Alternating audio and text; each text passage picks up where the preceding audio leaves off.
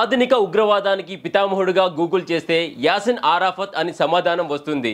ప్రపంచంలోని 103 దేశాలు ఉగ్రవాదిగా ప్రకటించిన మరియు 8 విమానాలు హైజాక్ చేసి 2000 మందిని చంపిన ఉగ్రవాది యాసిన్ ఆరాఫత్ను కాంగ్రెస్ పార్టీ మొట్టమొదట అంతర్జాతీయ అవార్డుతో సత్కరించింది. ఇందిరాగాంధీ అతనికి 5 కోట్ల రూపాయల నగదు ఇచ్చారు. అయితే రాజీవ్ గాంధీ ఒక అడుగు ముందుకు వేసి విహారయాత్ర కోసం బోయింగ్ 747 విమానాన్ని బహుమతిగా ఇచ్చారు. ఇందిరాగాంధీ అతనికి నెహ్రూ శాంతి పురస్కారం అందజేశారు. రాజీవ్ గాంధీ అతనికి ఇందిరాగాంధీ అంతర్జాతీయ శాంతి పురస్కారం ఇచ్చారు. యాసిన్ ఆరాఫత్ ఇజ్రాయెల్కు వ్యతిరేకంగా ముస్లిం దేశంగా పాలస్తీనాను ప్రకటించినప్పుడు పాలస్తీనాను గుర్తించిన మొట్టమొదటి దేశం భారతదేశం. అయినప్పటికీ అదే యాసర్ ఆరాఫత్ ఓఐసీ సమావేశంలో పాకిస్తాన్కు మద్దతు తెలుపుతూ కాశ్మీర్ పాకిస్తాన్లో భాగం మరియు పాకిస్తాన్ కాశ్మీర్ను స్వాధీనం చేసుకోవడానికి సైన్యాన్ని పంపితే మా పాలస్తీనా లిబరేషన్ ఆర్మీ కూడా అందులో పాల్గొంటుంది అని చెప్పారు.